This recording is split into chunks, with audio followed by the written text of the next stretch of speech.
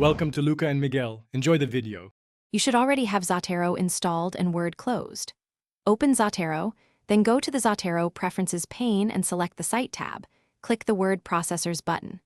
Once done, click Install Microsoft Word add-in.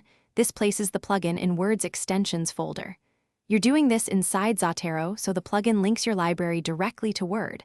That's faster and safer than manual installs. Make sure you allow any system prompts to complete the installer. Open Word after installation and check for the Zotero toolbar or a Zotero tab. If you don't see it, go to Word Preferences, then Ribbon and Toolbar, and enable the Zotero extension. Once enabled, restart Word to load the add-in fully. This registers the Word commands so they can communicate with the Zotero app. Make sure Zotero is running while you use Word. Otherwise, citations won't insert correctly, and the toolbar may appear inactive. To add a citation, place the cursor and click Insert Citation on the Zotero toolbar, search your library, and pick the item. Zotero formats the in-text citation automatically.